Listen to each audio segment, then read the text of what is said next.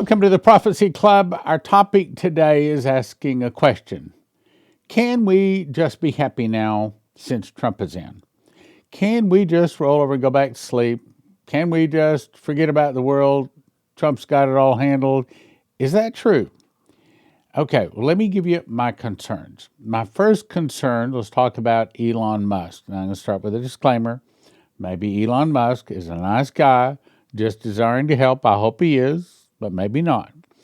So my first question is Elon the man who will bring in the mark of the beast? Now, I played a video of a lady that claims that she was his babysitter and that she walked into the room. She tells the whole story. He was floating in the air and there's some kind of a portal and he was part of the devil. And I can't prove that.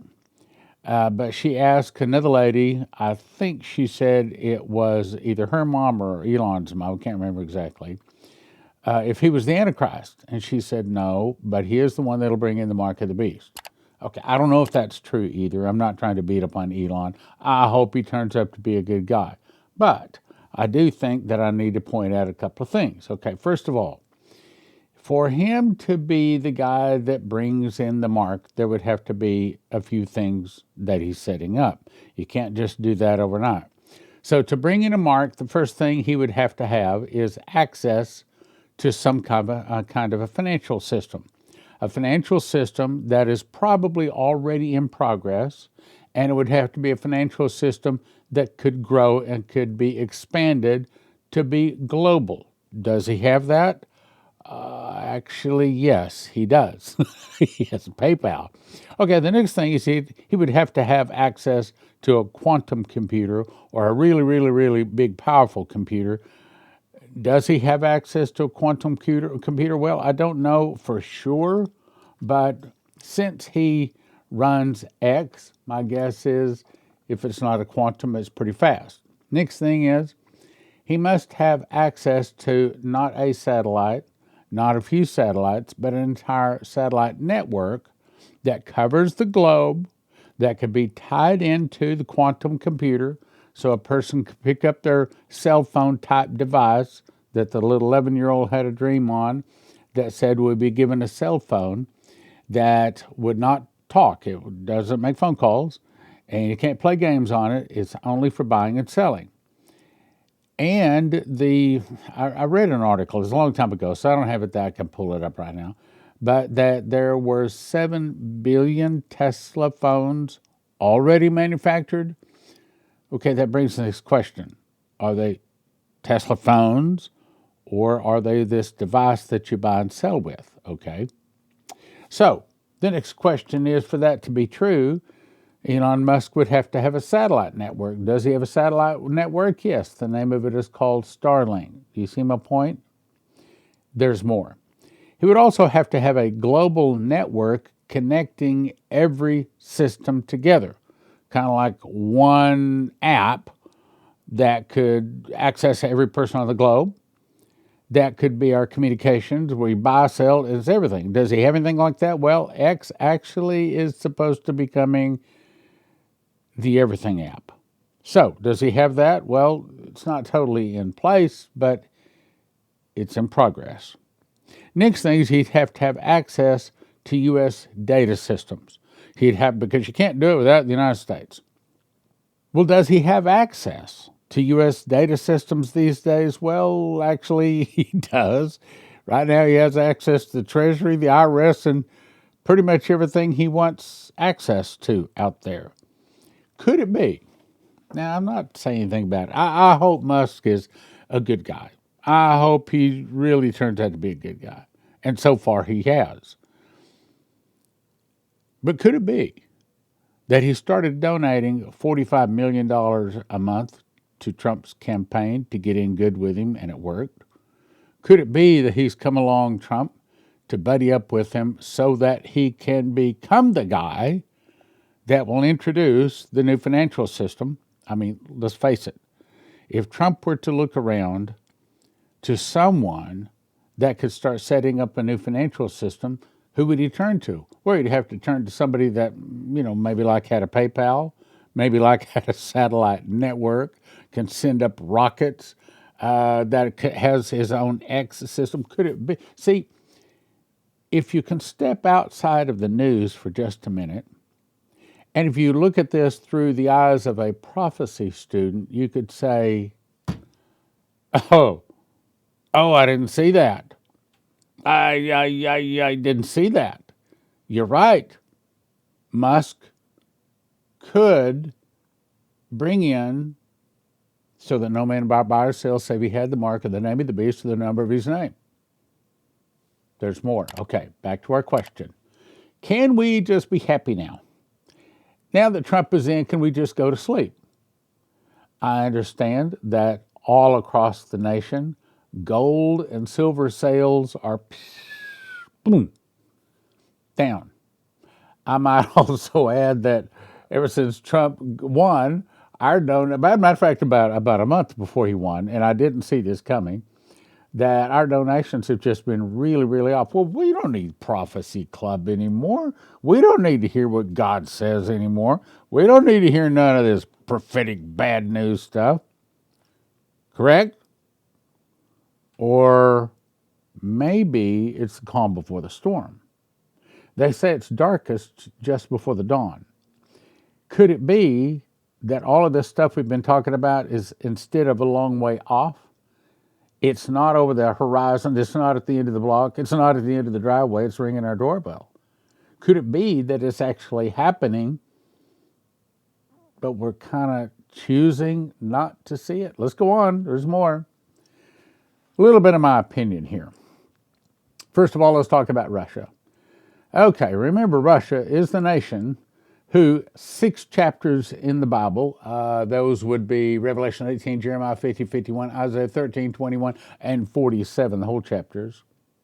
6 chapters in the Bible say, and 7 people also confirm, such as Dmitry Duduman, that Russia is going to attack and defeat America in 1 hour. Don't forget, Russia has hypersonic missiles that we cannot shoot down. Oh, Stan, how do you know we can't shoot those missiles down? Well, first of all, here's the way it works. Both Israel and America are open about this, and that is when America comes up with some military item and we send it to Israel, when we send it, it's as good as we can make it. But them Jews are smart. God sees to it. And whatever military item it is, be it for attack or defense, they make it better. In every case, they make it better. And as you recall, a couple of months ago, Iran fired like 850 missiles, and everybody was very happy to say, oh, none of them got through. That's not true. According to HalTurnerRadioShow.com, and he's got inside sources, he says actually 8 of them got through. And it was the 8 hypersonic missiles that Russia gave them. What does that mean? That means that Russia has openly said, we have hypersonic missiles. Not only are they 8 times the speed of sound, but they can go up and they can slow down, and then they can go up and they can slow down. They can also go left, right, up, down. Okay, so you can't shoot them down. They've openly claimed, we got these missiles, you can't shoot down, and they proved it when Iran shot them and hit Israel. So in that Iran could hit Israel with them, America sure can't take them down. Okay, now I talked about this yesterday. I'm not going to read the whole thing. But this was a dream given to Michael Snyder. It's the scariest dream he's ever had. Now let me get right to the point. Hear the audible voice of God say, Donald Trump is an old school businessman from New York City, and he has a very unique negotiating style. When Trump is trying to get something accomplished and there is resistance, sometimes he will say crazy things or make very serious threats in order to put the other side off balance. But tell Trump such a move will not be wise at all, and that if he does it, it goes on down, if Trump follows his usual pattern of making outrageous statements and threats with the Russians, it will backfire severely. Now, what's that saying? Backfire severely. I think that's saying that it might cut the time between when Russia takes us out and now a lot shorter. I want to believe, and I'm about to show you the chart here in just a second. I want to believe that prophecy is teaching that the Russians attack America about 4 months before Armageddon. Now, if Terry Bennett and also You Be Ready or Byron Searle and another guy, if those are correct, when they say they all three kind of give the same date, October 5th, 2022, as the start of the tribulation.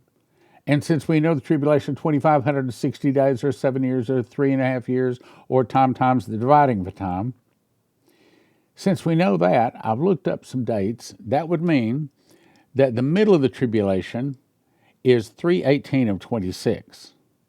That would mean the end of the tribulation or return. Now, I'm not saying Jesus. I'm not setting dates. Okay. I'm just giving my best guess. Okay. You ask what's my best guess. I'm telling you that's my best guess. So that would mean the end or return of Jesus would be 8/29 of 29.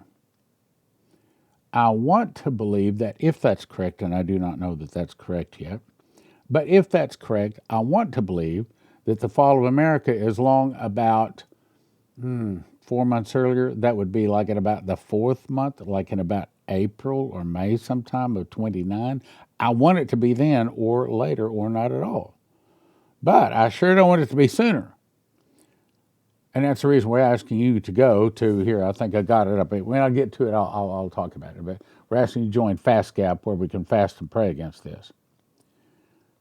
If Trump follows his usual pattern of making outrageous statements and threats with the Russians, it'll backfire severely. I take that to say that Russia could get mad earlier and things could go bad earlier. I don't want it early. I don't want it at all.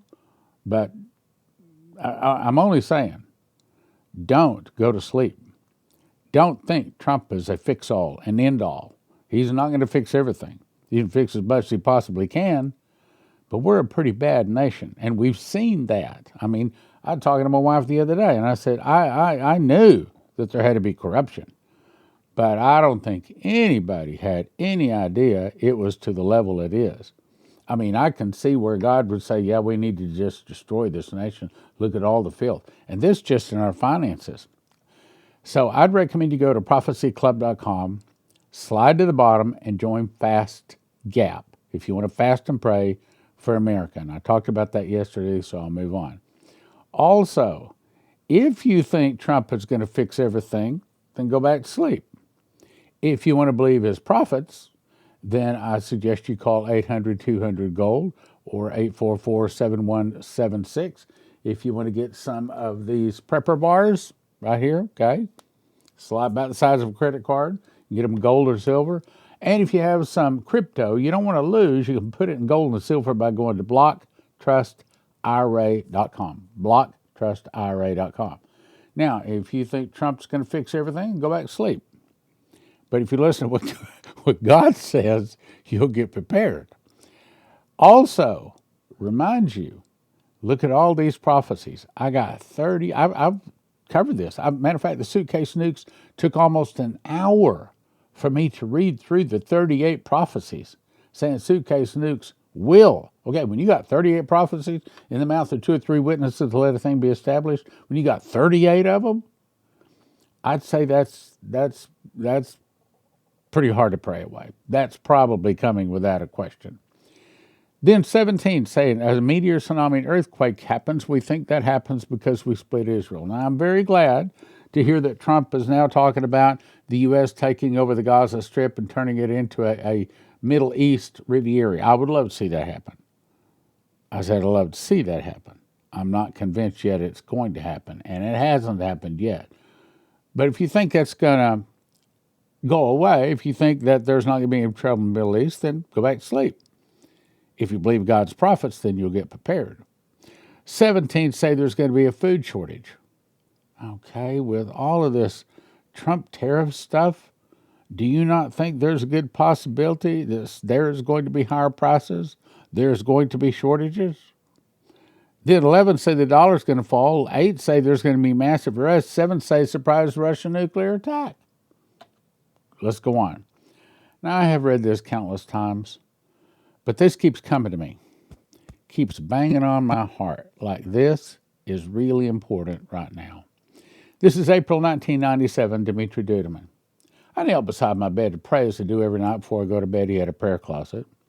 After finishing my prayer, I opened my eyes, but I was no longer in my room. Instead, I found myself in a forest. I looked around, and to my right I saw a man dressed in white, who pointed his finger and said, "See and remember." It took me a while to find out what he was pointing at. Finally, it was a small bear who seemed half dead, Russia. Lying on the ground, this is perestroika and glasnost. As I continued to watch the bear, it began to breathe deeper with every passing minute. It seemed to revive itself. That's back in the 80s and 90s. As I watched, it also became angrier. That has happened over Ukraine. It then began to grow.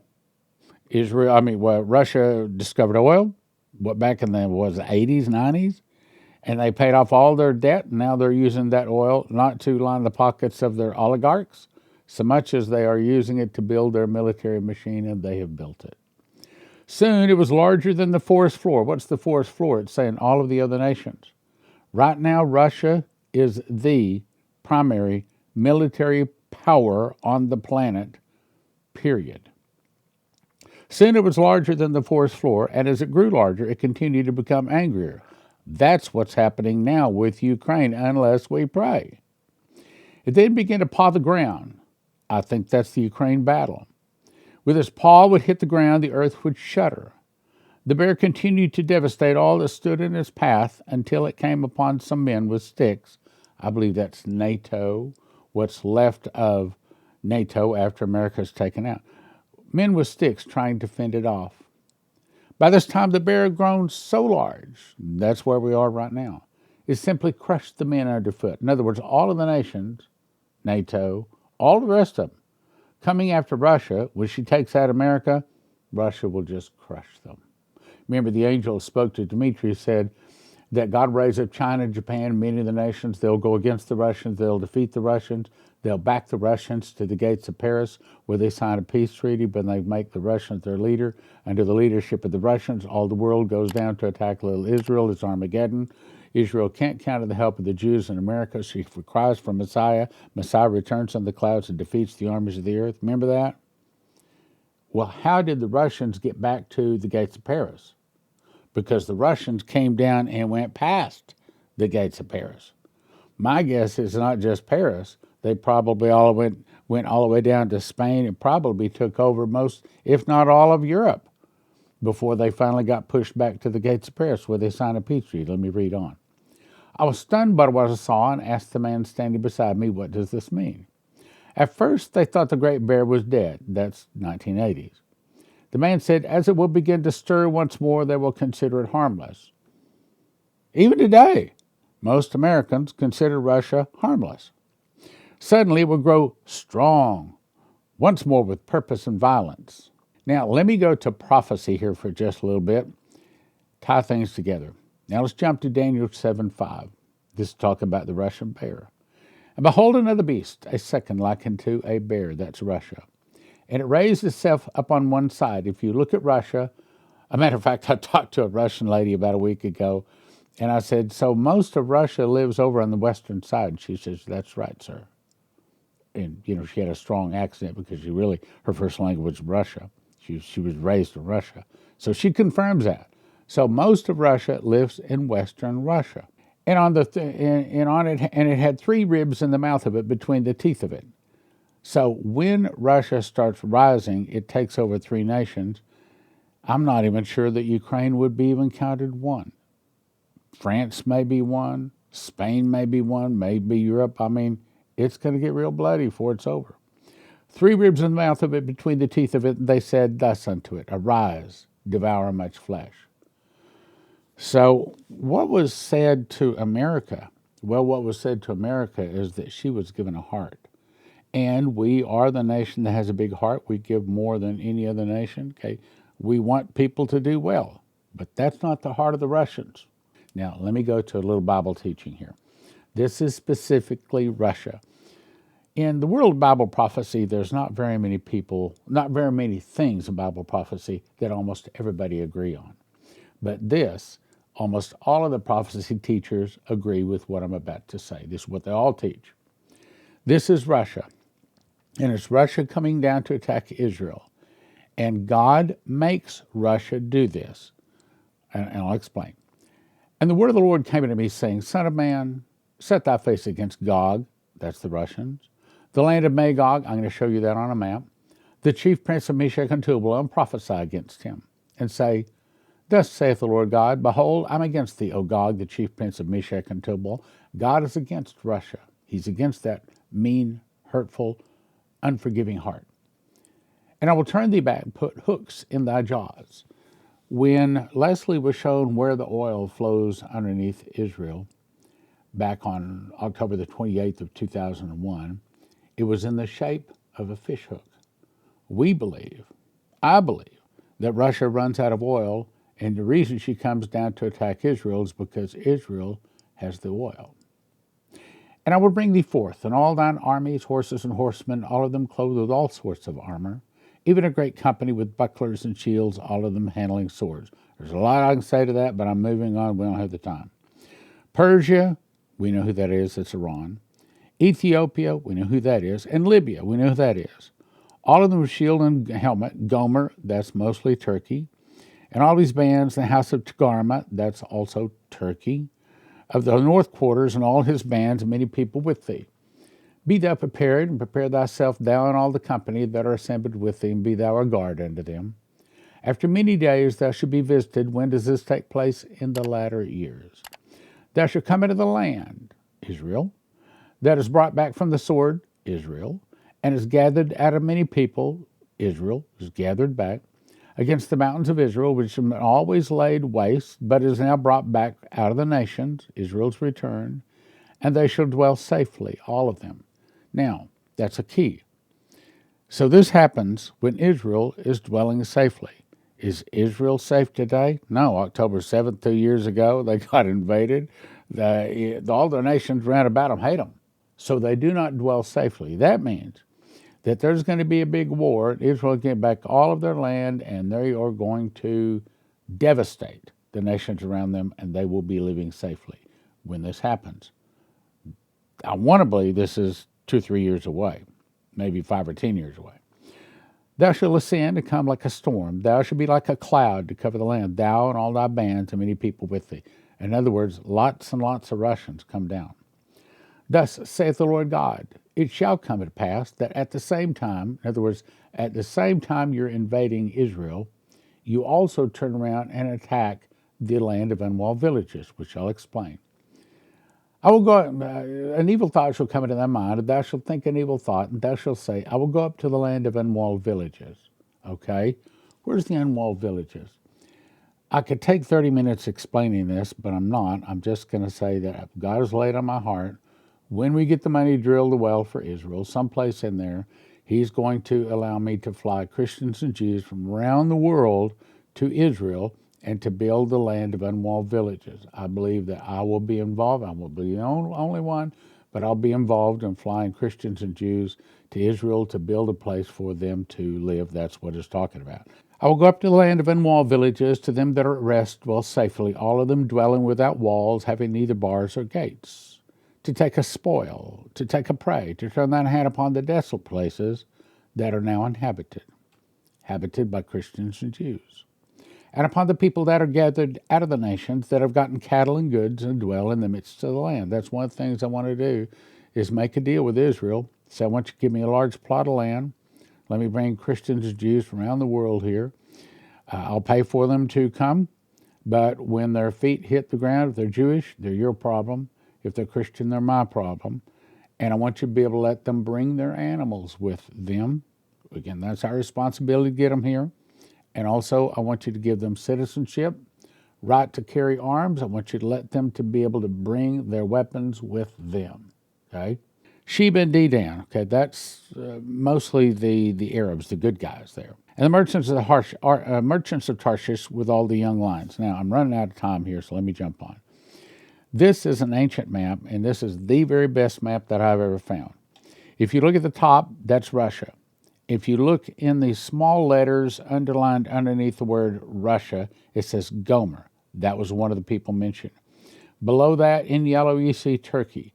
Just below the word Turkey, you see the word Gomer also. Off to the left, you see Ashkenaz. Now let's go over to the far right bottom, Persia. And then underneath Turkey, the very bottom of the map, it has Israel. So this is a map that the Bible is talking about so basically these nations from the north, as well as Persia, all come down to attack little Israel, and God destroys them in a moment, in the twinkling of an eye at the last trump. Now let's go back and complete it. This is the last page. There shall come from thy place out of the north parts, thou and many people with thee, all of them riding horses, a great company, a mighty army. Thou shalt come up against my people Israel like a cloud to cover the land. It shall be in the latter days. I will bring them against my land, that the heathen may know me. What's he doing? Same thing he did with Pharaoh, drowning the Pharaoh and his army so that the world would know Jesus, and they're going to know him. This is a flood. It's not a flood with water. This is a flood with fire, the morning star. I'm going to skip on down, running out of time. God shall come against the land of Israel, verse 18. My fury shall come up in my face. That's when he goes with the morning star. The fire of my wrath, a great shaking in the land of Israel. That's where every mountain falls, every valley rises, the crooked places are made straight, the rough places are made smooth. That's what it says in the bottom verse 2. Now, where does this happen? Well, if you look in the left, in the yellow, bottom left yellow, where it says first fruits, that's the start of the end times. And you have to get my book, Secret Door to Understand Bible Prophecy, at prophecyclub.com to understand this. And then to the right is in the blue is the Pentecost, and then the blue and the yellow go to the marriage supper of the Lamb, the top center. Then in the kind of, I guess you'd call it orange, off to the right, seventh trumpet, that's the great harvest, that's the Armageddon, that's when Jesus returns, that's when we get our glorified body. Okay, running out of time, let me just say, just because Trump is in, don't go to sleep. Don't think everything is going to be okay.